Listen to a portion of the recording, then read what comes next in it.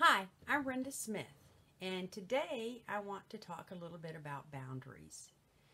Boundaries usually are signs of codependency because codependents usually lack boundaries. So I want to share something that I got from my own personal counselor that kind of shed some light on how to enforce boundaries. So I'm going to share these 13 things and talk about them a little bit. Boundary is a property line, and it defines where you begin and where you end. And your boundaries need to be made visible to others and communicated through yes and no answers. So, yes, I'm going to do this, or no, I don't want to do that. That's going to be clarifying the boundary. The second thing is boundaries are like a gate. You open the gate when you want something, and you close the gate when you don't. So you are in charge of your own gate. Nobody else has access to the remote that is going to open and close your gate. And you are in charge of your gate, and you need to remember that.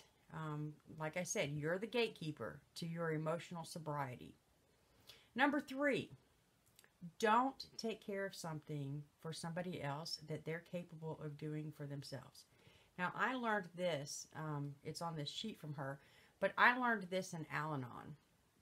And doing something for someone else that they're capable of doing themselves is actually taking away their ability to live their life. So don't do things for people that they can do for themselves. Codependents love to rescue and to help other people because it makes them feel good. That's how you define yourself. Number 4, a person without boundaries will try to rescue a person with irresponsible behaviors. And the person who's responsible for the negative behavior, which is the other person, they will never suffer the consequences if you're continuing to rescue them. The person who rescues usually suffers the consequences.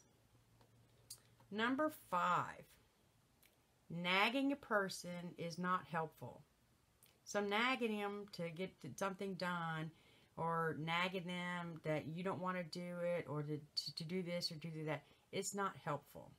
The person will not feel a need to change unless they suffer the consequences, which means that you need to enforce your boundaries. So when you set a boundary, yes, I'll do something, or no, I won't, when somebody crosses that boundary, there needs to be a consequence that the person needs to suffer. And it needs to be painful enough that they'll remember, not mean, but, just a reminder of these are my boundaries. Number 6, you cannot grow for another person. You're responsible for yourself, and the other person is responsible for themselves. Stay on your side of the street. That's another thing that I learned in Al-Anon. We talk about sides of the street, right? And so what's going on the other person's side of the street is none of your business. They need to tend to their stuff, and you need to tend to yours. If you keep your side of the street clean, then you're good to go. You're not responsible for jumping over because you cross that double yellow line and you're looking for a car accident. And that's the same thing with trying to get involved in somebody else's life and telling them how to run it. Codependents love to jump in and give advice, and it's not helpful to the other person because they're not going to learn anything if you're in there fixing it, or you're trying to get them to do the right thing, and they're just going to have resentment towards you. Number 7, if you say yes and comply and you don't want to do it, you're going to resent it. And you're also going to resent the other person. Number 8, don't avoid setting boundaries just because somebody else might get their feelings hurt or get mad at you. Sometimes we do things as codependents because we don't want our loved one to get upset with us. And we fear of losing somebody's love, but that shouldn't stop you from saying no to something that you don't want to do. So setting the boundary is what you need to do. Because, like I said earlier, is that you'll resent not only having to do it, but you'll start to resent that other person as well. Number 9. Many people, codependents, give out of guilt or trying to get approval. You need to stop and ask yourself, when you go to do something for somebody, what are you seeking from giving? Are you seeking approval, or are you doing it because you feel guilty and you think that that's the right thing to do? Ask yourself, really and truly, what am I looking for? Or is it something that I want to do just because I want to do it, or am I trying to get love from another person? I had a client that I was working with today that she sent her dad a text and told him Happy Veterans Day, thank you for serving, and had her son record a little message and say thank you for your service. And then she got upset because her dad sent a message back and thanked her son and not her, and told her son that he loved him, and he didn't tell her. Now that triggered a couple of things. One, it triggered the abandonment in her from trying to get approval from her dad. So did she do it for the right reason or the wrong reason? She did it because she felt the appreciation for her dad's service, but she was looking for something in return, right? So she was giving, trying to seek approval. So when codependents do that, they want something in return from it, and it is approval. Number 10, passive shrinking back is destructive to your soul. Say what you mean what you say, but don't say it mean. So that's something to, there's no reason to get defensive and to say things mean. Just stand your ground and assert yourself and have a voice. Number 11, if a phone conversation is too long or there's anger on the line, it's good to say, I'm going to go now. So let me give you a hint, right? If you start to feel your shoulders shrink up and your neck is tightening up, it's time to get off the phone. And this also applies to in-person conversations that you have. It's okay to give yourself permission to take a timeout.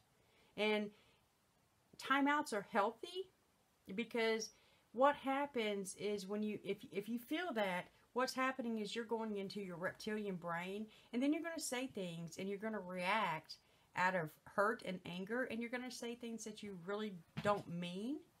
But if you give yourself permission to take a timeout before you get to that, then most likely you're going to de-escalate the conversation. And if you take the time out and you go to another room and the person follows you, leave the house. It's okay.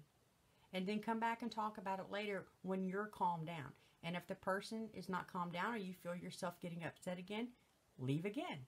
It's okay. And then readdress the situation in 24 hours. Right? Number 12. Proactive people show what they want. They don't demand the rights, they live it. Practice assertiveness.